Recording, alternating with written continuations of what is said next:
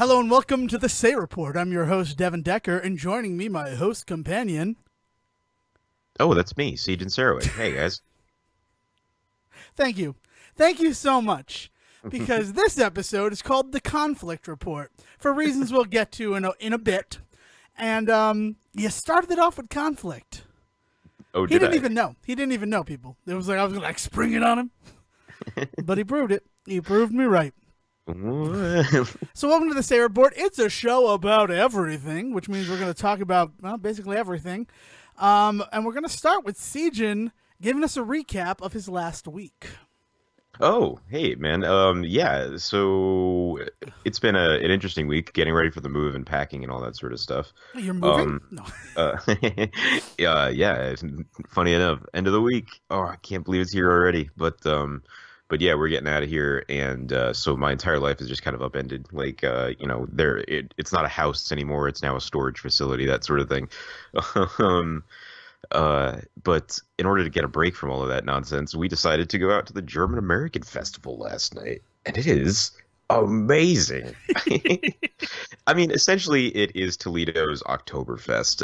It is, clearly too early for that stuff to really be getting started, but Ohio does a lot of stuff weird, like everything that every like weird.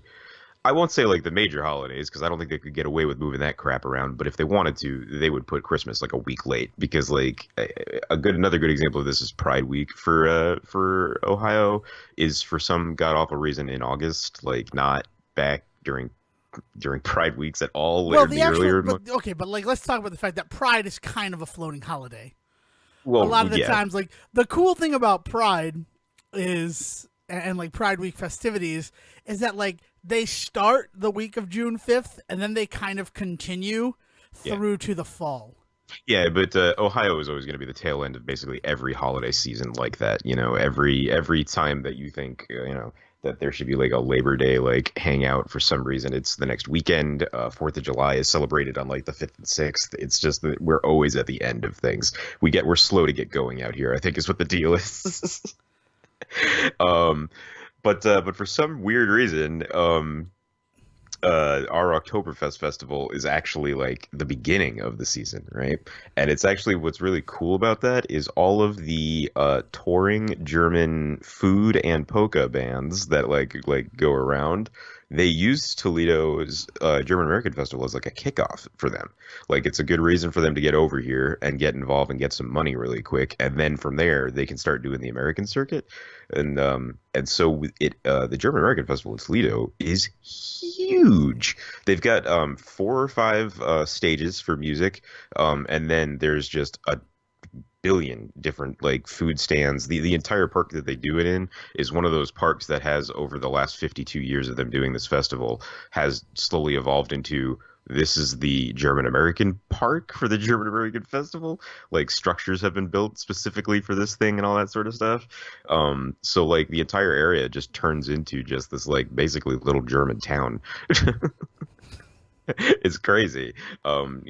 With beer houses and all this other stuff all over the place. And the best part though about last night probably had to be the Jägermeister two-decker like stand where on the bottom floor was go up and get hard liquor, one of the only places in the entire place to not get beer but to get hard liquor. And Jaeger shots, of course, being like the big thing that they're pushing. And then the top floor is this weird little like faux stage, right? Like it can't be more than like 3 or 4 feet deep. And the background on it is this ridiculous like high school level construction of this like fake German like countryside like storefront, right? And then all they do is they send girls out in skimpy like lederhosen and stuff like that, right? So to dance to "It's Raining Men" and do Jaeger shots and throw T-shirts into the crowd. It's Raining Men, of course, being the German American standard anthem. I don't know why that was. Oh, and also they let everybody in after that. They let everybody into in a rousing rendition of "Sweet Caroline." So they were doing all of the polka classics. Uh, But the I wish crowd I that knew had more gathered around this German. was That's insane. my complaint right now. Is I wish I knew more German because I'd like to sing a German rendition of both of those Yeah, choruses. right. Um, I mean, geez, at least give us like 99 red balloons or something. But no, not even that. Um, yeah. So 99 it was durch just Seuss Kanister. Lois there you on go. Susan Sie Kanister. Yeah, I know that part. Thanks, Goldfinger. Man. Yeah, it's weird going to these heritage festivals and then seeing stuff like that and that exact like mindset of like this really isn't about like celebrating the German American culture in this town, is it? And like in this city. Like that's what these festivals are supposed to be about, right? Supposedly. But at the end of the day, people are using these festivals for their own entertainment. So it's a little weird in that sense because it loses something. You know, like half the place is full of like carnival games and rides and stuff too. Like what the hell does that have to do with German American like heritage? You know, it's just a Everybody way to knows get the people there. carnival was born in Germany. The Ferris wheel, known as the Ferris Wheelen.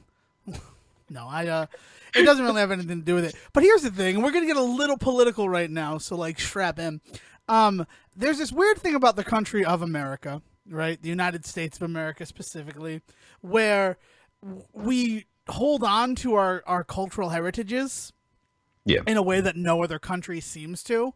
Like you ask someone in the UK, you know, what their nationality is, and they're gonna say, you know, I'm British. They're not gonna say I'm British African or Yeah. African British. Like they have adopted the country that they're born into. Hmm. America being one of those ones where people are like, oh, you know, I'm Spanish American, I'm African American. Like the culture, and it's strange because we were this great American melting pot, but Right. everybody wanted to hold on to their cultural identity. Yeah. All of this is fucking foreign to me. I am I have no fucking clue where I come from. When I am asked, I do not put down I always do other, Yeah. right? Like I Yeah. know that Yeah. my skin is basically like your general Caucasian color, but Hmm. like I don't know the other stuff of it, right? Beyond that. Yeah. Like Yeah. Yeah. and I don't care to know it because like if I could, and I did this a couple of times, and like then I started filling out job applications that asked me for a nationality, and you know I'm like I don't want to mess around with this. I really don't want to lose my job over this. But a Right. lot of times I'd put nationality other Devon Decker because like that's really my nationality. I represent the nation of Devon Decker. As I look at you and you represent the nation of Sejohn Sarawik. Yeah. Like you know there is a strong Sarawak tradition, but the nation of Sejohn Sarawik is going to be different from the nation of Zac Sarawik or Ed Right. Sarawik. So even though you have that shared cultural experience, like that's just how I've always viewed it. So while it is strange that you go to a German American festival, and yes, Jägermeister is definitely of German origins, but like seeing it sort of, I don't want to say starbucked because starbucking has a negative connotation, but Americanized, right? Yeah. Yeah. Because like the one thing America truly has going for it, and it's why we vilified any country that did not have this going for it in 80s films is capitalism. And there is nothing more capitalistic than like playing a big pop song and giving out free t-shirts and booze. There's Yeah. nothing more capitalistic than like charging $15 to go on a roller coaster that doesn't have any dips or loops. It's a circle. It's basically a fast train. And you just paid $15 to go on it. And it's Yeah. not This even is like a fast train. It's right. like a moderately faster train. Yeah, this is definitely the American part of German American shining through at these Yeah. places. And but what I'm saying is I dig that. I dig Yeah. that sort of thing because I think for America, again, this is political and I'm sorry, for America to truly survive going forward, we need to embrace the Americanness of it all. Hmm. Like there's no doubt that there's some problems going on in our country right now. Right. Right? I think you wake up and if you're not noticing it, you're clearly living in a bubble. Hmm. And you know, good for you in your little bubble, but you're going to be surprised one day because the bubbles are starting to pop. And you got to prepare yourself. Yeah. Straight. Yeah. I'm Yeah. gonna be Yeah. straight with you. Open your eyes, people. But if we can embrace an Americanism and not like another American thing is to highlight our differences which is exactly what that thing is. Like, I'm African American. You're American, right? Culturally, you're from Africa, but you need to put more emphasis on that American part. And, like, we need to, again, unfortunately, avoid that capitalistic part of what it means to be an American. And maybe embrace the fact that, you know, we are rabble-rousers. We do love freedom, you know, taxation without representation, throwing tea into the harbor. I mean, part of the issue is we're definitely going through an identity crisis, right? So part of the problem with what you're saying is that there isn't an American ideal to latch onto yet. Like we haven't shaped whatever that thing is, which I think might be part of the reason that we do kind of lean so hard into our other nationalities and our deeper nationalities and our backgrounds, you know, whereas like other countries, like nationalism exists everywhere. Like in Germany, they celebrate Germany for sure, but like you're saying, it's hard pressed to find somebody that doesn't look back that looks back into their family as deep as we do in America and like holds that to some, like, you know, and a lot of that is because a lot of the families in Europe and even Asia is true of this, they come from the areas that they stay in, you know. People move back and forth, sure, but like there is something more of a sense of like if you are born in England, you tend to pretty much stay in England, right? Travel for sure, but at the end of the day, you still consider yourself English, right? Yes. Right. And so like there's this sense of that in America we don't have that thing to latch onto. Like we don't have a deep tradition yet. I think a deep enough tradition yet, you know, because I don't want to say it's not deep. I mean, what the hell? We've been around for 200 and some odd years now, right? Like, we're not kids anymore, but we are definitely, compared to everybody else in the world, still trying to find our footing. Just because it bothered me that you said 200 and some odd, it's 242. America's been America for 242 years. Well, I was about to say 250, and I was like, we haven't hit that yet. I know we haven't hit that yet. No, because they haven't done a commemorative coin. Rather than take an embarrassing guess.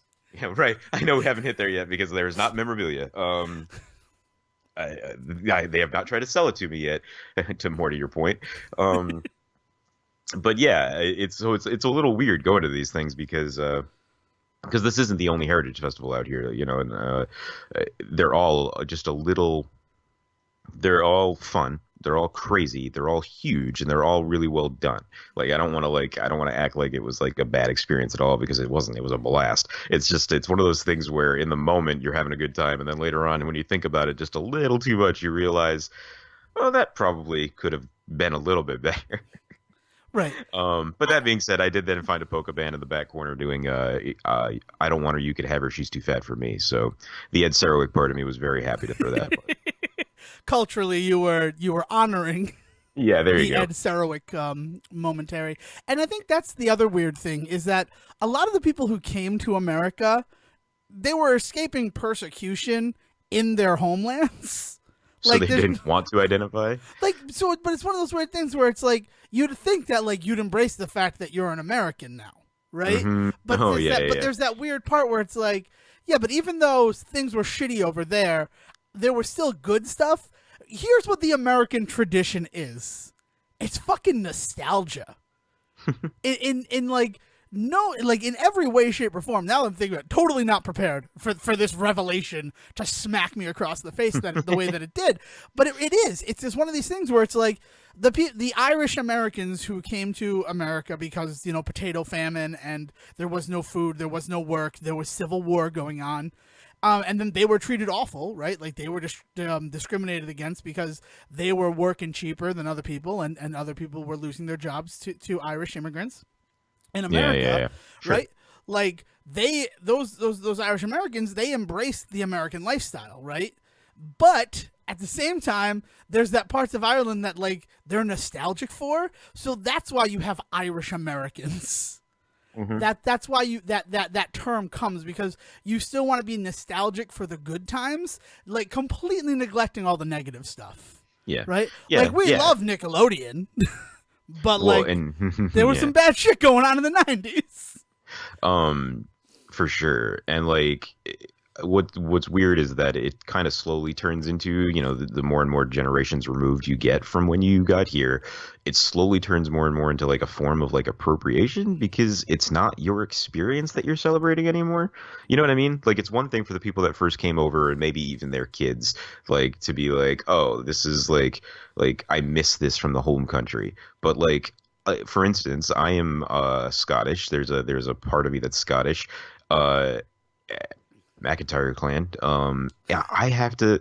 I don't know anything about Scotland. There isn't anything that attaches me to that.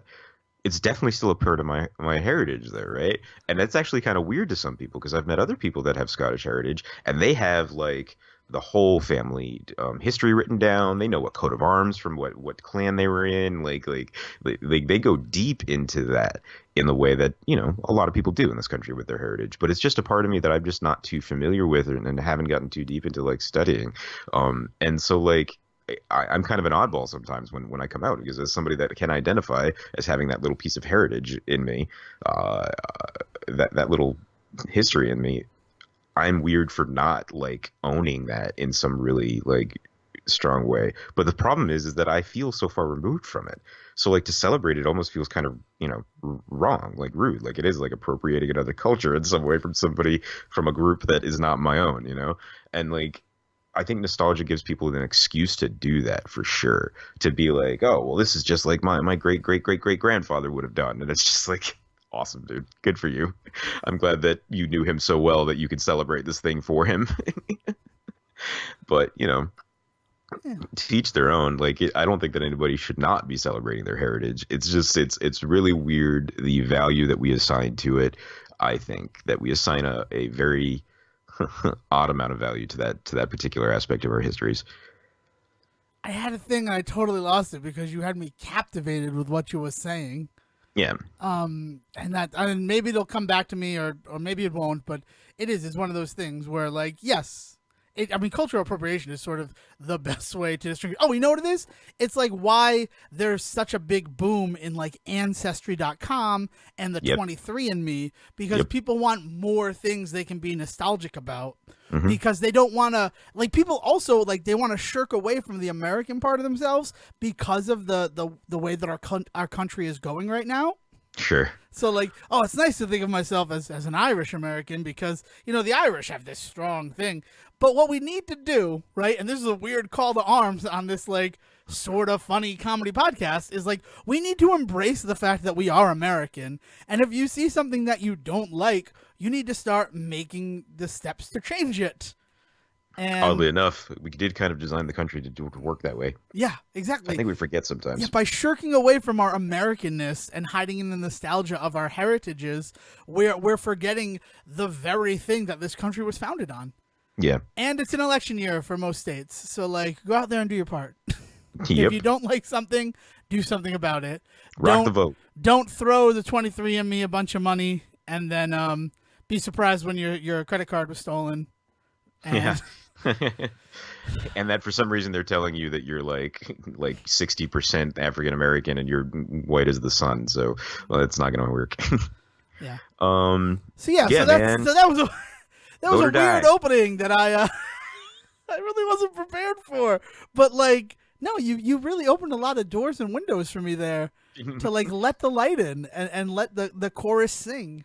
Well, so, as much as many festivals as there are out here, and like I said, there's tons, but man, it's nothing like back on your end, like when there's like every weekend, there's at least 3 different churches throwing some type of festival, right? And they're all based in their different like makeups, cultures, and all that stuff. So it's crazy back in Rhode Island. You basically can't park anywhere for the entire summer in Rhode Island unless you want to be like in the middle of festival parking, which is a nightmare.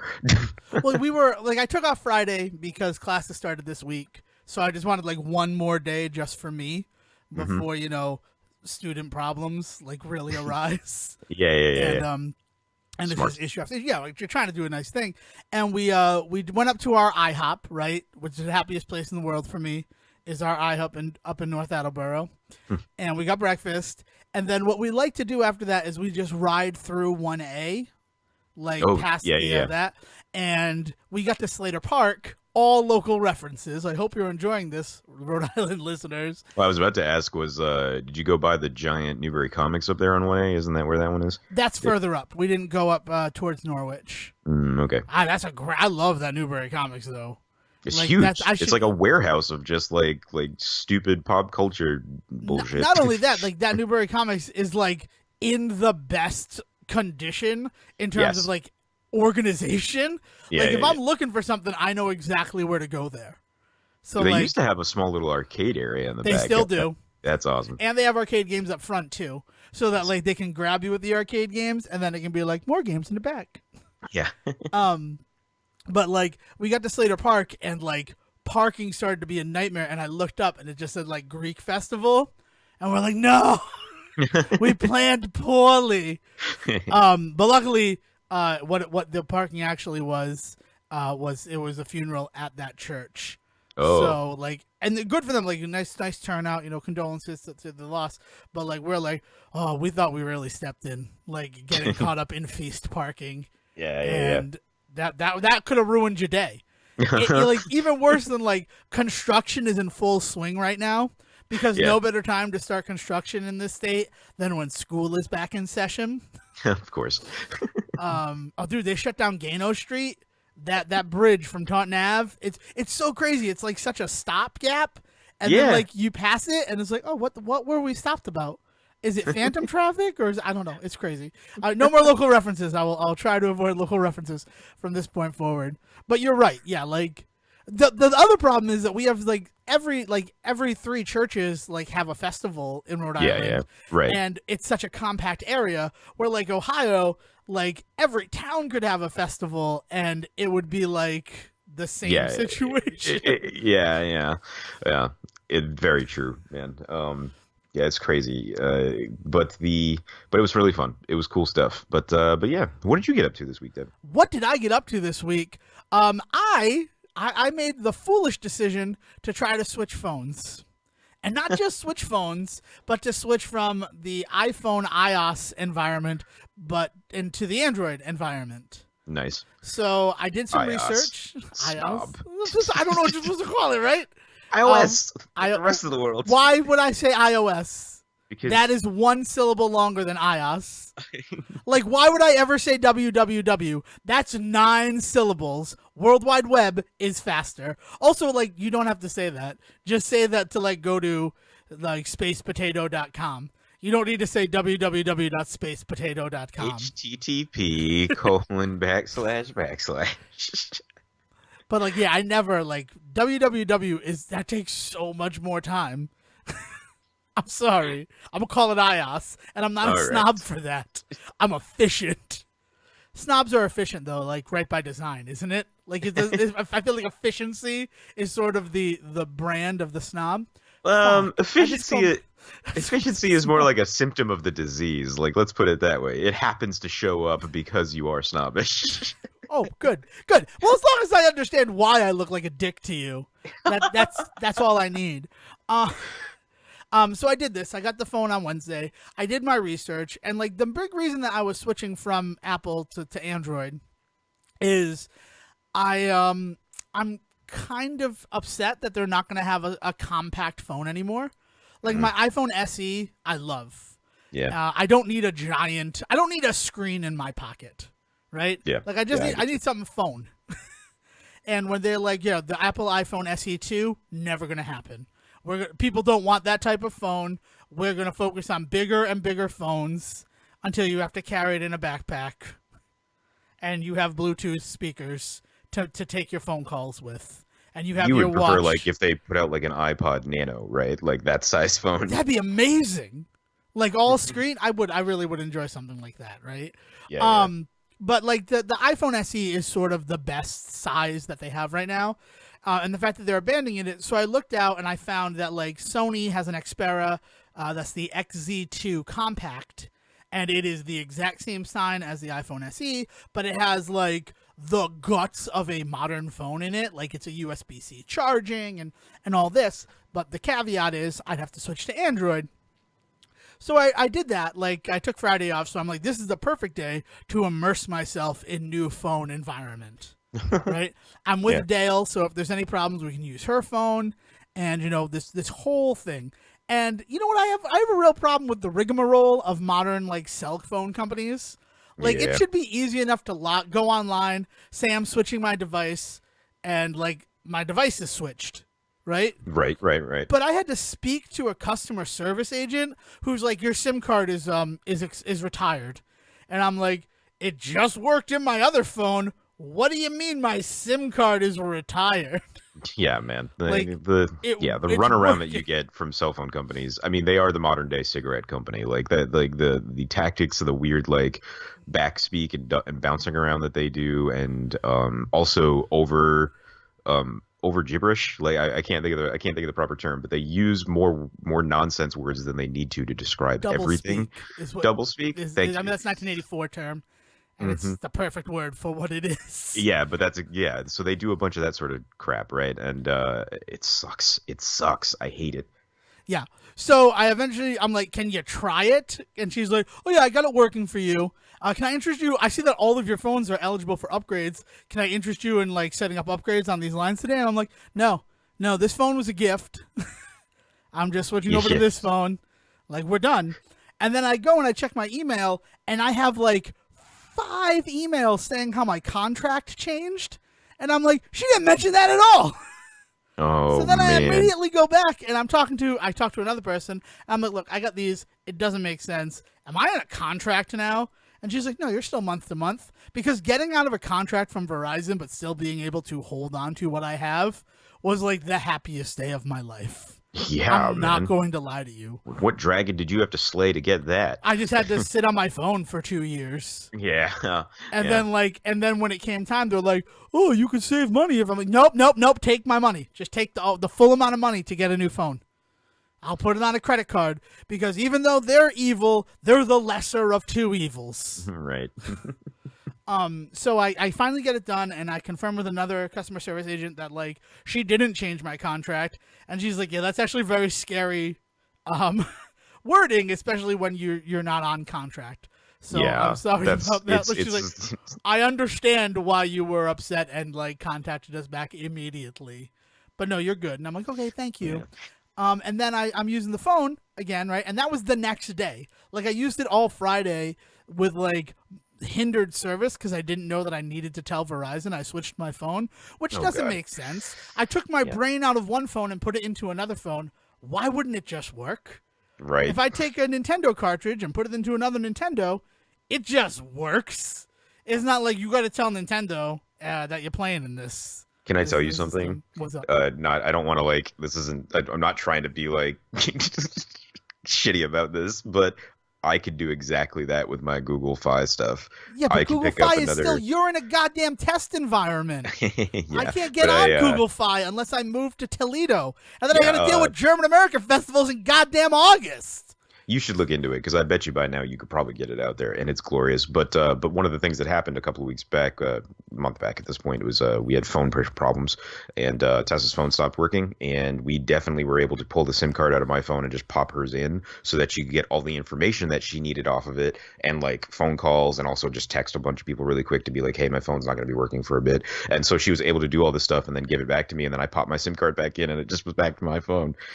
Well, like the crazy thing is, from iPhone to iPhone, I had Hmm. no problem doing that. So I don't know if the issue was the fact that I went from one to the other, but really Yeah. all the SIM card is saying is that like communicate with the Verizon network. It's like a Hmm. key fob to open up the door for them. Right, and then they've just got a cloud save of whatever they've got on Yeah. their end. So Yeah. it was just a ridiculous thing. But then the camera just stopped randomly working on this phone. Like it would not load. Like I Jesus. tried to open the camera and it's like error. It said error blank application error. So it was an error message for application error. No other information is given. So I go online like camera error, and it's a known fact on this phone. And they're like, "Here's what you got to do." I did it, didn't fix the error. Did it again, didn't fix the error. Rebooted into safe mode because Yeah. God friggin' damn it, like androids are like goddamn PCs. Oh yeah, And yeah, I'm man. just like, oh, this is cool, but like, you know what I like about my iPhone? It's fucking simple. And I Yeah. don't care that it's simple. Like, because I know what I'm doing. I'm looking at a PC that I friggin' built, right? Hmm. So I've built a PC before. I Yeah. know what I'm doing. I don't want that in my fucking pocket. If I could build a cell phone, like if I could buy a motherboard and like chipset and like customize it, that'd be a different story. But when I'm still at the whim of some company, some conglomeration that builds the phone, and then it's like, oh, be careful what you download. Like, oh, you want a different keyboard? There's a good chance that they're just copying down everything you type into this keyboard. Yeah. And I'm like, okay, so here's the deal. That makes me feel like you're doing that with the keyboard that's already installed, right? Yeah, yeah, yeah. It was not a great experience. I have since switched back to my iPhone. Man. And Nah, I see. With the good, with the bad comes the good, though, man. I promise you, with the Android stuff. I hope you find your way back to it someday. and Because I think the big issue is that like, and this is the thing, and cigarette companies was a brilliant analog to make, because like also since I've been on the iPhone like infrastructure for 8 years, yeah, goddamn 8 years, more like 7 years, because I got my phone in 2010, but that was a Verizon like flippy dippy LG phone. right, yeah, But then, like, now that I've been in that environment, but then, like, that's even going back further. Like, when I got a Mac in 2004, I mean, all my music is fucking iTunes. Everything is that. So, like, it would be such a fucking chore to shuffle everything over into Escape that, like, Android could understand. Like, so it's just like, mother frugger. yeah, yeah, It's such like, I don't need this. And yeah. like all the apps that like you can get on Android, like that's cool. I don't love that I need a Google account to use Android. Like, because my Google account, I don't use my Google account. I use it You for need a like Google. I mean, correspondence. I know I need a Google account because I have a Google phone. So I guess that I never would have really learned this, but you need a Google account in Yeah, order to like use Android. all Android downloads are through like, Yeah. in order to download through the Android Play Store, it requires a Google account. And I'm Huh. like, well, that's interesting. Like, does Google own Android? Like, I'm Uh, confused now. I wonder if part of Google's whole move into doing the cell phone stuff, I wonder if they did at least like strike a very strong deal with Android, maybe. I I mean, didn't they know have about the that. money to do it. Like, it was Yeah. surprising. If And I'm anybody like, does, Alphabet does, right? yeah. And I'm like, and I have my hidden Google account that, like, I'm not going to share the title of right here because it's hidden. It's a secret. And I'm like, I guess I'll use that one, right? Because the reason that I have a secret Google account is because I, like, want to have one that, like, has sort of anonymity that is not tied to me in any way. Yeah. And it's like, yeah, so that's what I want on my phone. That Is there is some dark stuff hackable. you want to be able to do? No, it's not just dark stuff. It's just like the stuff that I like. Well, you know why I set it up initially? It's so I can make comments on YouTube videos without Hmm. like, and I'm like, and I have some level of anonymity because like I'm not a fucking troll. I'm not going out there on YouTube videos and being like, you're a fucking idiot. In fact, like every time I have that desire to do it, I'm like, all right, we're done with the internet for like an hour. Like we're gonna Nice. put our phone down. Like Very nice. I see stuff Good online tactic. sometimes, and I want to comment, and I'm like, no, it's not really worth it, right? Because then it just fuels a fire that doesn't ever go out. Like You know, I don't really know there your should brother. be. I don't We really yeah, I don't sorry. really know your brother. But I like aside from the stuff that I've heard on Stay Report Junior, but like he talks about how like he spends time on Twitter getting into like arguments and stuff, and I'm like that would exhaust me in Yes. a way that And he'll hit that point too. He is a right. sweet child, but he will learn. um, he will hit a point where he's going to realize it's exhausting too. I hope not. You know what I mean? Like, I hope he I hope doesn't not, like because like we need it those seems people like out he's there. waging the right type of wars. Exactly. We Like, need common sense warriors out there. But I just had $1 million idea, Devin. okay, This all is right, it. yeah, should we say it on the podcast so it can be stolen by TM. Jeff We're Bezos? I'm gonna mail it to myself this afternoon, so All right, so perfect. they won't have the time to steal it. No, $1 million idea though, and companies you can start sending the money my way. You institute a policy. You do it through the magic of cookies or whatever nonsense you need, internet mumbo jumbo, where you cannot comment on a post of any kind. You cannot comment on an article of any kind until 1 hour after you first view the page. meaning that you need to at least have 1 hour of stewing in whatever feeling that you're feeling before you can then get online and blast about it. So it's And like an I internet bet Brady you, bill that you've just there you go. stated. But what that would basically do is it would force anybody to consider what they actually feel about something before they get online. Because I cannot tell you how many internet fights continue simply because somebody had a thought and then like just blasted it completely unfiltered onto the internet. If they had only put a modicum of thought into what they wanted to say and how they wanted to say it, you wouldn't have like 90% of the fights that you have on in these stupid online forums. Speaking of that, and using it as a beautiful segue, I saw something written about Ready Player One on the internet this week, and it really got me going. Like, it got my goat. And I'm like, no, I'm not going to comment. It's not worth my time to comment on this. I will let this person have this belief. But then, the next morning, as if telling me that I should go back and comment, I woke up to a message. And that message was from Will, our unofficial third musketeer. The third Athos of our three musketeers, because we're all Athos. There's no Aramis or Pathos on this one, and we also don't have a D'Artagnan. You want D'Artagnans? Go listen to Say Report Junior. That's a duo of D'Artagnans right fucking there. I love myself right now. I can hear it in your voice. But Will, he is coming back. He's spending some weeks in the UK for weddings and all sorts of stuff, and also like loneliness and homesickness, right? Yeah. So he's on a plane for 14 hours. Now the trade-off of that is that while he's on that plane, we get to talk like crazy because he's kind of trapped. Right. But then also when he gets home, he still has a international phone, so it's only when like he finds Wi-Fi that I'm going to hear from him. Right. So, like, we were chatting about while he was in it, but then I went to sleep because there's still a huge, crazy time distance, right?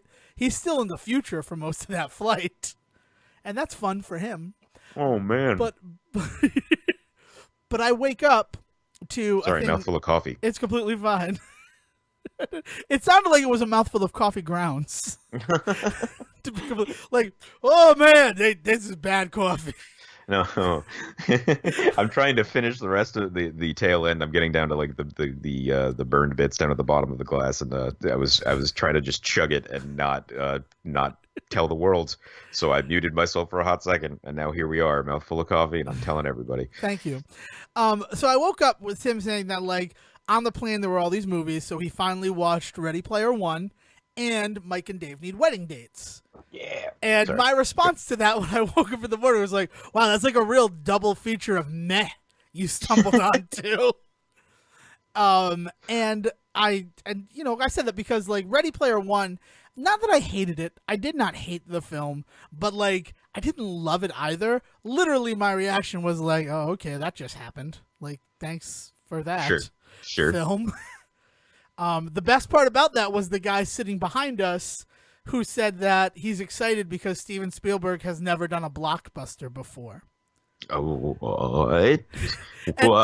And Dale just grabbed my hand when he said it. And I'm like, I know. And she's like, he did Jaws. He fucking invented the blockbuster. He created the blockbuster. What is he talking about? And then his friend goes, well, like he did Jaws. And that was like the first blockbuster. And Dale's like, thank God. And he's like, yeah, but like he's never done like a big like franchisey thing. And he's like, Indiana Jones. Man. E.T. Like, if anything, blockbuster is synonymous with Steven Spielberg. So you can't write about blockbusters and not start with Spielberg as like your jumping off point.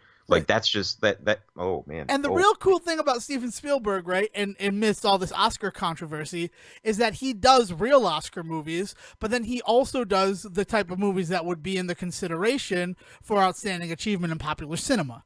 Like, he's able to do an award bait film and a blockbuster every year. Yeah. Almost every year. Right? Well, he's one of the few people that can pull off the two birds in one stone. I mean, like, you look at something like E.T., and, like, that could totally be a Best Picture nom. Was even, right? I believe it was, yes. Yes. And, like, but also at the same time, is it's a kids film. Like it's fluffy and popcorny in like all sorts of parts. There's silly stuff that happens for no you know what I mean? Like it's a good family film. There's not but he's able to put a depth into his popcorn film that no other filmmaker really is. He's like he is the ideal in that way. It's why you hear guys like J.J. Abrams worshiping at the altar of Spielberg, you know? Well, I mean, my real thing is that like Jurassic Park and Schindler's List was the same year. But and at the there's same real time, pathos in Jurassic Park. You're not wrong about that. Yeah, but at the same time, there is a real depth to Jurassic Park, and there's a reason why we are now about to go and see like what are we on the sixth one of that that's going to be made next, and the sixth one's coming. Yeah, yeah. But I guess what I'm saying is that like so he's able to do like a franchise spawning feature like Jurassic Park, but like Schindler's List, I'm not waiting for Schindler's List 2. Well, yeah, but yes, I get what you're saying. But back from the dead. Well, like the best part is that like if he followed in the naming traditions of Jurassic Park, it would be the subtitle first. Oh, so it would be like Leningrad, Schindler's List. Schindler's List 2. Oh man. Yeah, so that's most like, people don't realize Drive Angry was actually a spiritual sequel. Perfect. Thank you. And Drive was a prequel to Drive Angry, right? Right. So it falls right between the two. It's a really good connecting piece. Yeah. Oh, jeez. Thank you, America. But so he said he saw those two movies, and then as I drove to work after thinking about like how I called it a double feature of meh, I thought about like the reason why those two films just didn't work for me. And like, yeah, I'm sorry to say that. I know that like we talked about it briefly in like pre-show and preparation. You like Mike and Dave Need Wedding Dates. And would you like to like elaborate on it a little bit before I like Oh yeah. Because this is going to at least cushion the fall for when you realize how wrong you are. Thank you, Sejohn. And I'll be able to feel the pee on the bottom mattress. I don't know. I don't know if we have ever really talked about this, and I feel like it's a fallacy if we have not. But we have failed to mention that we do live in the age of the greatest artistic mind of our time. We live in the presence of and are lucky to be blessed with the existence of one Zac Efron. Yeah, let's be honest. If Brendan Fraser didn't exist, May would be Zac Efron History Month. Zac Efron is, for all intents and purposes, he is like if James Dean had lived. Like that is who Zac Efron is in this day and age. He is a cultural icon. He is a force to be reckoned with. And I think that in the next 10 or 15 years, we're actually going to see him actually pull off the move from like baby boy, like, you know, like I'm in this movie because I look good, into the whole like, oh, by the way, I also have some talent. Because like I hope that nobody at home thinks that I am joking about this. Like, this is something that I like intently like believe with every fiber of my being, even to the fact that like he's begun producing movies too. And I hope one day he steps into some other role, because I want to see him like stretch his legs and figure out exactly how, you know, how every part works. But what was the one that wait, hold on. Just to stress what Sejohn is saying, how true everything he is saying. Not only do I co-sign every single thing that he just said about one Zac Efron, on behalf of Will, I co-sign for him as well. Yeah. We are three voices of your generation who are saying that Zac Efron is an important figure in modern cinema, and he will continue to be for many years to come. What was the one he did with Michael B. Jordan? That awkward moment? Yeah, and what's his nuts, actually, right? Miles Teller. Like, that movie really should have been... That movie, for me, before Miles Teller did Fantastic and, like, sort of burned up all his goodwill that he had left in Hollywood... Not Michael B. Jordan, oddly enough, able to pull off the same move. Which is crazy that both of them were in it, but, like... Yeah. But then Michael B. Jordan, first of all, he was on The Wire, and everybody loves The Wire. Well, second of all, Fruitvale Station is still fucking exceptional. Yeah. And it is 100% because of Michael B. Jordan's thing. But, like, I saw that awkward moment, and I 100% believed this is our new Hollywood. These are our new Hollywood overlords coming together and like saying, we're coming for you. But even going into like some of the goofier stuff he does, like the Neighbors movies, like anyway. Well, we can talk about how much I hated the first Neighbors film, and then Neighbors 2 I thought was a revelation. And it's Really? mostly because of his, like, I did not like the first Neighbors at all. I went to a sneak peek of it, and then the woman at the door's like, "Would you like to share your opinion?" And I said, "No, you don't. You don't want my opinion. You don't want my opinion." See, and so here's and the she thing. but wait, I want to finish the story because I like the story. And she goes, "Well, if that's your attitude, then I definitely want your opinion." And I said, "We're going to need chairs." And we sat down, and I told her everything that was wrong with the first Neighbors film. And then I got up and said, "Thank you." And she's like, thank you for your time. And I'm like, "Yeah, no problem." And then my mother walked over and said, "So, like, the next time he tells you you don't want his opinion, I'd listen to him." Because she's like, "No, actually, that was really good." And I personally feel that Neighbors 2, Sorority Rising, was better because of those 30 minutes of that woman's time I took. But the moral of my story is that so sorry. Zac Efron, no, it's fine. Zac Efron has never made a bad movie. It just doesn't exist. There's not a bad movie that Zac Efron's been in. It doesn't work. You know what? Even We Are Your Friends, which is like, I think a movie people forget even existed. That movie's great. I love that movie. So Mike and Dave Need Wedding Dates came out a couple years back, and then so on top of that, not only is it Zac Efron, right? But I mean, the rest of the cast is phenomenal. Like Adam Devine there, and Anna Kendrick and Aubrey Plaza, right? Who plays the cousin?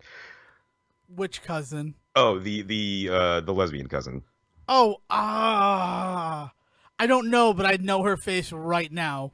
Yeah, and she's done a ton of work since. And, yeah, like the entire cast. I mean, even the even the cousin getting married and the husband there, like awesome. That's the dude from Detroiters. It's fantastic. Yeah, sorry, that whole thing, and like how much of that movie is just him and Adam Devine just improvising with each other is phenomenal. Like, I'm sorry, I love that movie, but. Go on. Talk to me about why you think it is not. So the reason why I think it's not, and the reason why, and it's interesting because Ready Player One as well, and I think both of these movies share the same problem, and it's that there's no conflict in either of the films. And I know that's like a bold statement, but I think back to a conversation that I had with my mother when we went to go see The Little Mermaid in 1989 about like villains in movies. And she's like, every movie has a villain. You need to understand that every movie has a villain. And it's something that I was indoctrinated with as a child. And as a child, like, she made it, like, very black and white. Like, the villain was this person. So villains are people. It's not really conflict. And then as I grew, I began to understand that, like, not every movie has, like, the twirling mustache, snidely whiplash, you must pay the rent villain. But there is, like, something that they have to overcome. There's conflict, right? Right. Like we talk about man against man, man versus self, and all of that. And the reason why those movies don't work for me is that there's really no conflict. Like, arguably, spoilers for Mike and Dave Need Wedding Dates, a 3-year-old movie at this point, maybe 4, is that, like, the arguably the villains of that piece, right? The antagonists are Aubrey Plaza and Anna Kendrick's characters. But the fact of the matter is, there has to be a redemption arc for them. So they never get to be truly villainous. They never get to do anything too conflicty. And in a lot of ways, they're kind of the most interesting people in the room. Like, they recommend, like, going on the Jurassic Park 4x4 tour, and everybody's all about that, right? Yeah. So it's one of these things where it's like, you know that they're going to wind up with these people. So, like, and anything that comes up, like, a lot of shit happens to them in that film, but it's so easily brushed away. So, like, there's no real stakes for anything. Like, they go on the internet to find dates, and they find dates who don't try to murder them and take their money. Like, it's just one of those things where it's like, I can't sink my teeth into that film because as soon as I take a bite, I hit bone. Can I ask a couple of questions about Oh, of this? course, yes. So first of all, I will give you that the stakes are very low in Mike and Dave because of what it is, like the like summer like goofy comedy. Like the stakes in those movies tend to be low. In good ones, that's not necessarily the case, but like that's what I think Okay, but differentiates better even low versions of those stakes movies. films like The Hangover, where it's we Yes. need to find Doug, we need to find our missing friend, Yes, yeah, right? yeah. Like, So I'll give you that they're low stakes, but I would ask like how like the, I would the conflict of that movie is that the two of them, Mike and Dave, as well as Aubrey Plaza and Anna Kendrick, and I don't remember their names right now, but like that all four of them needing to grow the fuck up. Like, isn't that like the whole point of that movie? Is that they are just four like children in this, like they're privileged. They live in a world in which they are privileged, and so they act and behave in very privileged ways, and they essentially have to learn that sometimes they need to be fucking mature, which yeah, is but like, that's not the lesson at the end of it. well, Like, it's the thing. but it totally They don't. is that the entire fight that Zac Efron and Adam Devine have, that Mike and Dave have behind the curtain, is the realization that like Zac Efron's character has realized that he has learned that he has realized He's learned sometimes that. he does not want to be immature, and he wants his brother to be there with him, and it's like that whole moment of him being like I've gotten there, you need to get there too. So like there's an entire climactic scene where there's this whole fight scene between the two of them. So I mean, like that right there is your conflict, I man. guess it just rings hollow to me. Like, I Yeah. remember that whole thing happening, and I'm like, I guess that was like So supposed to be the payoff, but like nothing that he sort of does leading up to that point supports that particular narrative. sure, Like, but so like, my other question is yeah. how do you feel about the fact that as compared to Ready Player One, which is not, how do you feel about the fact that Mike and Dave is a ostensibly true story? I mean, that doesn't really that doesn't get me here or there. Like, the true story aspect of that is the fact that two guys put on Craigslist that they needed dates to their sister's wedding. Yeah, and they And ended up then on TV and then and they became everything like else from yeah, there is made up. like like we have this inciting action, just like the movie Tag, right? And I'm not bringing up Tag because I have issues with it. I'm bringing up the fact that like that is inspired by a true story because there was a group of guys who played a 30-year long game of tag. yeah, but But then everything so in else that terms of things happens, like conflicts and stakes, then like they don't ever get too crazy or wild. They don't ever get to be too deep with like because at the end of the day we know that these two guys exist in the world and that they're fine and that they're happy and that they do these things. So like in a weird way there isn't much wiggle room for where that story could go, like, you know what I mean? So like yeah, I get it. But I think that's like part of the other thing though, is that if you're basically taking this one existing event, right, this inciting action, and then you're building a story around that, right, so right, that you right, can say that thing where it's based on true events. yeah, So like add it in, right? And like this is the exact conversation I had with Dale after we left the theater. Is I'm like, I understand that it's based on a true story, and so you want to ground some of it in the truth of that. But at the same time, once you're already adding and making it a Hollywood story, give me some fucking stakes, give me some meat, so that I sure, can actually like sink my teeth into it and get into it. I mean, like completely out of the blue, last night I watched the film Father Figures yeah, yeah, again, yeah. and I had seen that the day it came out, and I enjoyed it, right? And that movie, like again, it's one of those like it's That's the Ed relatively Helms Owen Wilson one. exactly yes, Yeah, with and Terry relatively Bradshaw. Terry Bradshaw. It's a great cast, and it's a really enjoyable film. Like watching it again, I'm like, but I understand why it came out in December. I Hmm. understand like why the marketing wasn't huge. I understand why they didn't license a George Michael song for it. Like I get it. It's an R-rated comedy, but like it doesn't have the same R-rated comedy sensibilities. So there Right. was no point to release it in the summer because people would go and like it would actually be put on blast for not having like, oh man, he didn't take his nuts out and put them on the wedding cake. Yeah, Like right. it's like Now I get you. um it's just rated R because they're going to use real language. Right? But then like watching it and I'm like this movie has relatively low stakes as well, right?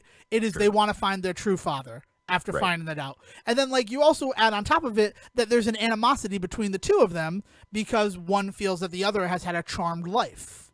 Right. So like you have layers upon layers, and even though that movie is low stakes, it gives you stuff to like actually invest in these characters. And it's just like, so it's not just that, it's really like, it's a story that needs to be better. And like swiveling to Ready Player One, because it's fucking crazy. You read the book, right? So ostensibly there is a villain, right? Yeah. The guy who owns IOI or 101 or whatever the fuck it's called, wanting to take over the Oasis, but he wants to take over the Oasis basically so that he can monetize it in the movie. Like his big fucking thing is he's like, oh, we become the leaders of the fucking Oasis, we can put fucking pop-up ads everywhere. And it's like, oh yeah, you're a real fucking villain. Yeah, and then it's a very poor excuse for like a Bond villain. Like what are you doing? Like, I want to monetize this thing that already is the fucking center of our goddamn economy. Right? Yeah, it's. And like I think about like Jim Sterling saying like it's not enough to make money, you have to make all of the money. And I'm like, that's fine for like the real world. Like that's fine for like EA's fucking business plan is to make all the money. But like when it's a villain in a movie, you gotta be like, what? Like really? Can't we give it like something more? Like maybe he wants to shut down the Oasis and then introduce his own Oasis. I think that there is.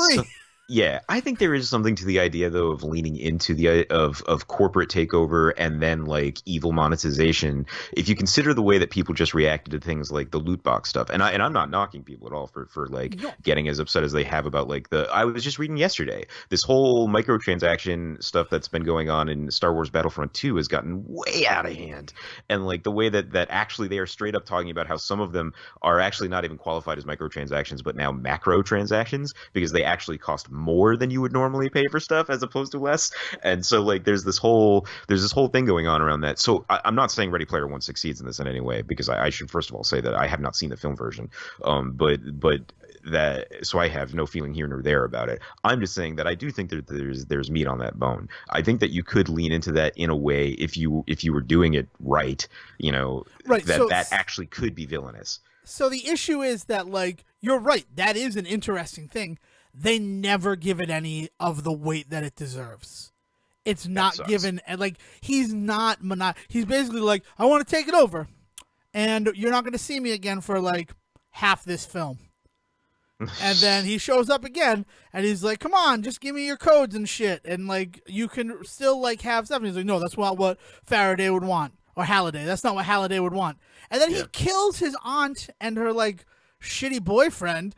And you're like, okay, well, like, he didn't really have much affection for them. So it's not like one of those, like, Spider-Man crystallized moments where, like, Uncle Ben was his goddamn father figure. Yeah. It's just like, all right, like, 2 more obstacles in this kid's life have been removed. Yeah. Like, it's not like he cuts off his fucking internet and then he can't get into the Oasis. In fact, later on, he takes Artemis and he locks her in the Oasis by putting her in one of his little fucking cryptocurrency cages, which is really what it is. But like even outside of that, right, where like all of the things that are supposed to give stakes just feel like they're not because the villain isn't villainous enough, which is a crazy thing to say. Because like this is one where arguably anytime they come up against the fucking problem in that movie, it is solved.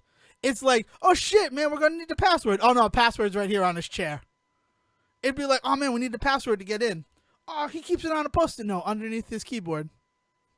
Oh, okay, that's cool. So like any moment where you're like, oh man, something's gonna happen now because they have to get the fucking password. They didn't think they had the password. And like you think about like films like Ocean's 11, where like they keep coming up with like roadblocks to their perfect plans, right? But every time they come up with a roadblock, they have a solution. But that's because like they're smart people. But like the solutions are end up being a little adventure on their own. Yeah. Like when they have to go steal the EMP device in order to rob the hotel in the first movie. Or like they need to buy the other drill from the channel. So then they have to go talk and bring in Andy Garcia. Like there's a way to add in a roadblock and like have it easily dissipated and still have a compelling film. Yeah. And Ready Player One, like she's locked in that cryptocurrency cage, and they like go on a break, which doesn't make any fucking sense because they're goddamn slaves. Why do slaves get friggin' better rights than minimum wage workers in America right now? Yeah. I'm being honest. Like I like, ooh. But like, so she has to go on a break, and so she's let out of her fucking cage, and then she just doesn't get back in her cage. Like, Yeah. it's like, oh man, we don't need to worry about having to escape because like they just let you out. And oh man. Yeah, it's man. like Like it's these things where it's like this is a thing that like really needs conflict in order to matter. But like when you make the characters too cool and too competent, it takes away any of the narrative. Well, really, I've said meatiness too many times now, but it does. And it's like one of those things where it's like, even with Mike and Dave, like all the stuff that happens, they brush it all away. Like their sister Jeannie gets hit in the face with the tread of the wheel, and it's fine. Or he's like, man, I'm going to do this jump, even though I've never done this jump. In real life, you do that jump, you break every bone in your fucking body. The only issue with that is not that you land somehow on your sister's face a day before her wedding. but you're forgetting Zac Efron. I'm not, you know what, and I'm not doing that one. The other issue is, and I'm going to be honest about my issues with Mike and Dave Need Wedding Dates, is that it happened during that year of movies, right? It was one of my 365 movies, was seeing Mike and Dave Need Wedding Dates, and a lot of that was catching up on recommendations from like Will and other people, and a lot of those films featured Anna Kendrick, and Anna Kendrick, I like her, she's a fine actress, but like she does a lot of improv in her films, and she's not very good at improv. And I'm not trying to be rude when I say that, but like she was in the film Drinking Buddies, which is 100% an improvised film.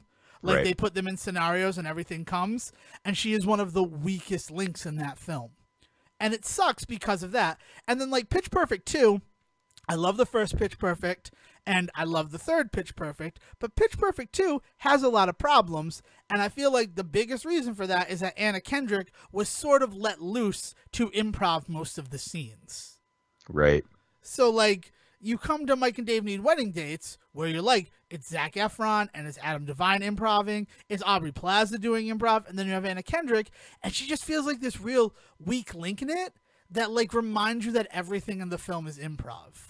Like, if a movie like that is being done really well, you don't even notice it. You don't even think about it. Well, I mean, like, the Hangover trilogy is a perfect example of that. Like, not that Todd Phillips did not write some really great bits himself, but, I mean, you're also talking about Bradley Cooper and Zach Galifianakis, like, bouncing off of each other. Ed Helms. Yeah, I mean, like, especially in the later ones when Ken Jeong gets in on it, like, for real. Like, I know he's in the first one too, but when he ends up becoming like an actual like linchpin character to that series in the second movie and third movie. So like you've just got a group of dudes that God, I fucking love that trilogy. Well, like I'll also point at I can't think of the name of the movie now, and that really bums me out. But like most of the guys from Silicon Valley, which Silicon Valley is another example of a show that has a lot of improv, but the reason is that those guys have known each other and worked with each other for so long. Yeah. They did a movie together too that was like Thomas Middleditch and TJ Miller and all these people, and that another one, like they talk about a lot of this stuff was improv, and like you don't even think about it because of how natural it feels. Yeah. And it's I don't know, and like I'm not trying to disparage Anna Kendrick in any way. It's just that like watching so many of her performances where she was allowed to improv in a row, I just like noticed her tells, and it sort of like just cheapened it. So like Mike and Dave Need Wedding Dates, I will admit, is a film I should watch again, and it is a film that I will watch again, and maybe we'll revisit it when I do it. Ready Player One, I'm not in any hurry to do. Like, I asked you if you could watch it before the show, and if you had said yes, I would have had to watch it again. Because, like, and so thank you eternally. But then I will talk, while we're on this thing about conflict and a lack of conflict in films, I'll think about the movie that my brain eventually connected all of this to, where, like, I really noticed it as a problem. And that film is Brooklyn. Do you remember Brooklyn? Do you know Brooklyn? Yeah, it was an Oscar-nominated film. Is it a romantic comedy? What kind of film is it? It's sort of a film about the luckiest woman in the world. The only conflict that exists in that film for her character is that she has to shit in a bucket on her transatlantic journey from Ireland. like so that really the like worst thing that happens that's to her? That's the worst thing that happens to her is that she has to shit in a bucket. Like every time like something comes up, she's like, "Oh, we don't have money," and then like the priest is like, "Well, I have a cousin in America. I could go send you to live with him." So she goes to live in America, and then he's like, "Well, I've set you up in a lovely like girls only boarding house. Oh, you're gonna live here with all these women. We'll get you a job at Macy's." "Oh, you're working at Macy's. You're really good at this. We're going to give you a promotion." She's just like the luckiest woman in the world. No conflict exists. Yeah, Like the thing that they try to make conflict is like her mother is kind of resentful. Her mother and sister are kind of resentful for her leaving.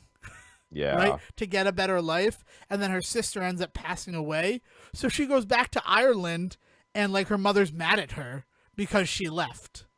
But then she's not mad at her because, like, I know you needed to live a better life than I could give you here.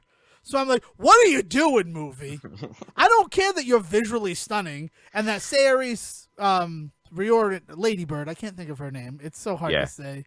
I feel bad saying that. Like, and she's a great actor in it, but, like, the story itself is just like, here's a conflict, but oh no, you were born under a good sign and have a horseshoe surgically inserted into your anus. Yeah. So like, there's no conflict. You can't like luck out manic of. pixie dream girl your way out of. Yeah. Like she's her own manic pixie dream girl. It's crazy. But yes. Yeah, I do remember getting a little bit of hype when it came out, specifically because of her and the acting in it. But it's a shame to like. No, you want to know what the real shame about Brooklyn is? The cardboard cutout that they put into the movie theater lobbies. I'm doing a lot of air quotes. I don't know why. Is a full article from the New York Times about it. Jesus. Like reprinted on this thing, and she's standing up in the center of the words, and it says Brooklyn underneath her, and like you could read this whole article about why it's an important film. And I'm like, when you need to use an article from the New York Times as your marketing, how good a movie are you? Yeah, I mean, it's not weird for movies to be referencing like scores and reviews and stuff. Dude, though. and I'm fine with like a sentence or it's like a sentence, but like when it's the full article, yeah, I'm like, what is this? But again, like, and here's the thing, like, even though I didn't like that film, and it's because, like, there's no conflict. We talked about this extensively in the Friends on the Couch episode because we had gotten free tickets to go see it, and then we reviewed it on the show. Nice. It's like one of those things where, like, yeah, I would still recommend it, like, because the acting is good, but, like, I'd recommend all of them. I think Ready Player One, even though I don't think there's, like, much there, is still an interesting film. And you want to speak about like nostalgia, that's all that film is. Yeah. Part of it for me is I wonder if it's that these three films are just not leaning on story in a way that we want films to. Like Ready Player One, I haven't seen it, but without seeing it, I can pretty much guarantee you that it's a movie that seems to really lean more into the visual than into the story or even into the characters or the acting. It really just kind of leans into the visual makeup. I mean, more than half the marketing for that movie was, here's another character that shows up in the background. Check out this shot of this dude that you're going to see for like a second. Oh, look at that. We added this stuff. We know it wasn't from the 80s. We know it wasn't in the books, but it's still cool and we know you want to see it. So here's this thing. It's like they sold that movie on its look, on its visual. One thing that I remember about that film is like probably like a BuzzFeed list or something like that of like the best moments in it, and every best moment was like Goro showed up. Yeah, and it's like that's not a best moment in a movie. That's like a visual cameo. Yeah, I'd be really interested to hear somebody talk about it that has some time with both the book and the movie, and talking about the idea of like just selling nostalgia, because a lot of the criticism of the book itself is that there's not a lot of depth to it. It's all just references and nostalgia. And it came out in a time when we were really kind of starting to critique nostalgia, like about 12 12 years ago.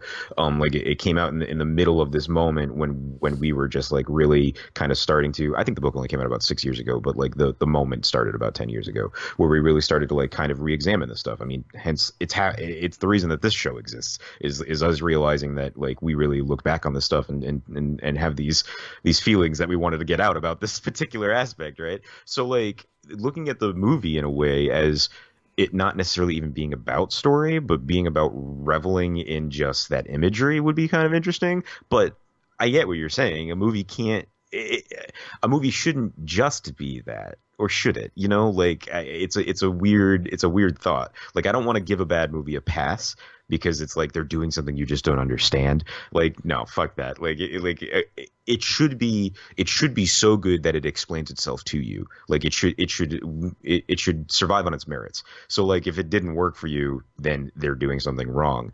But what is it that they're doing wrong is an interesting conversation to me. You know, Brooklyn seems like the kind of movie, again, without seeing it, but it seems like it's more of a movie that leans on its actors. But having seen Mike and Dave, that's where that movie definitely puts all of its weight. Is it tries really hard to just lean on like, look at this cast to do these things that they do. And you're right, there isn't much of an arc story wise. They don't really change much by the end of the movie, as much as they learn their lesson enough to like put that wedding together for their sister. The joke of the last moment of the movie is exactly the fact that like, but they haven't grown up that much. Like that is like they might as well have just winked at the camera, right? Like, and just had Adam Devine come out and be like, that's all, folks. Like, like so like that movie really doesn't go very far story wise. I'll give you that for sure, but I think that's because that's not why that movie exists. That movie exists for that cast to be like just having some fun and go to the beach. You know, I think we talked about this a couple of episodes back, maybe even a couple of months back, about vacation movies that people will make. Yeah, The Tourist being a perfect example of this. You know, that Johnny Depp and Angelina Jolie just wanted to go to Venice, so hey, let's make a movie company pay for the trip.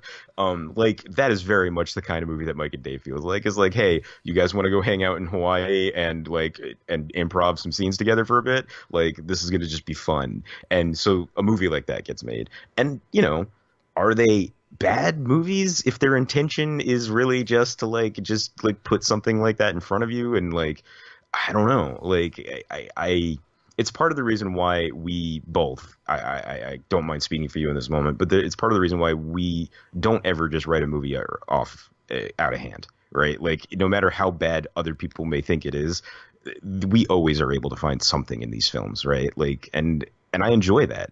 Like that idea that, okay, yeah, maybe this movie doesn't work on this particular level, but I wonder if there's a level in which it does work, is like our bread and butter, right? And so like for these movies, it sucks. Like I wish that, first of all, I wish I'd seen Ready Player One now. Like that's actually what you've done, is you've actually convinced me that maybe I do need to really see it. Because right, well, like when you're gonna see it, let me know, and we'll have like an informed discussion about it. Yeah, because maybe there's something there. I don't know. So here's the last thing I'm going to say, and I know that we're already like a supersized episode of the Say Report, but my faith in film was not my faith in film. My faith in going out to the movie theater has sort of been reinvigorated. Yeah, and it happened of all places at the Cinema World in Lincoln, the place where my like love for film first happened, and then like I lost my love for film when I went to go see At World's End. The World's End, the Simon Pegg film. Yeah. Edgar Wright movie. And halfway through the movie, it like stopped. Like it just stopped. And it took them 45 minutes to get it started again. That's miserable. Yeah. And they just started from that moment. So like all that movie is all build. So like for it to like cut out and then like you have 45 minutes to think about what you just saw. Like I really hadn't been back to Cinema World except when it was like only a film was playing there since that moment. But Friday we did our whole thing. Dale just bought a car this week. She bearing the lead, super. She bought a Chevy Sonic because they don't sell Sparks anymore. And during our adventure, she got a call from them saying that her license plate was ready. So we went over there, and then like we were picking up food at around 8:00. So we just looked at what was playing at Cinema World. And there was a 6:30 movie showing of The Little Mermaid. And not the 1989 one that made me learn about No. conflict in films. The No. 2018, like, first of 3 live-action adaptations of the Hans Christian Andersen story. Mm-hmm. And that movie is playing, so we go and we see it. This is the really weird one, right? That takes place in like 1960s Mississippi. Yeah. And yeah. it's dude, I got some background on that movie, but we've got no time here. We should talk more about this movie next week. So we'll wait. Well, not next week, and we'll get to why not next week. But dude, go see it if you can see it. Because The Little Mermaid, again, we were the only people in the theater, and I know that adds, like, that certain magic to any film that you see. But Right. not only was it, like, exceptional, like, I think that in this midst of trying to find our new movie theater, everything old is going to be new again. And we're going to start seeing stuff up at Cinema World. And that makes me so excited. Cool. Because of just how many great experiences you and I shared there. Yeah. And, like, if one of the reasons I'm down on films is because of the constant, like, ball dropping that I've had at Showcase, it's nice to have a place to go again. Yeah. So you have that to look forward to. We're going to see and talk about The Little Mermaid, but that's going to be in 2 weeks because, as Sejohn said, he's moving. So we have coming out Thursday a very special episode for you. That's going to be a commentary of the Rise of the TMNT pilot. Still available on YouTube as of this recording. Yes. So go out, go watch that, listen to that once that drops on Thursday. And then next week, next Monday, available for download will be our second time capsule episode. And it's probably going to hold up a lot better than our first one about Alex Incorporated. Because instead of only having a 6-month shelf life, we can really release this one at any time. And if you want to prepare for that, you want to do your homework, watch America's Sweethearts. With John Cusack and Julia Roberts and Billy Crystal and Catherine Zeta-Jones. Because that's all Time Capsule 2 is about. And a very horny dog. A very, very horny dog. In fact, that's the last line of the movie. He's not as non-horny as you'd think he was. All right, so until next time, if you have any comments on anything that we've said here, we would love to hear from you. You can send us an email to thestayreport@gmail.com, or if you want, like, instant gratification, you can yell at me directly on Twitter at Devon D. Decker. And you can always find me at Siege versus the World on Twitter. And send anything our way, anything that you want to talk to us about with these movies today that we talked about. And some of the political stuff about cultural appropriation. I don't want to hear about your political nonsense. I do. No. I want to hear all about it. Good. Send it to Devon. Fry me up, baby. And I'll wait an hour before responding. Will, please take us home. Thank you for listening to the Say Report with your host Devon Decker and Sejohn Serwick. Please follow the guys on Twitter and Facebook by searching for The Say Report, and you can always subscribe on your podcast channel so this is delivered straight to you and you can enjoy it every week. With apologies to your mother, we'll see you next time.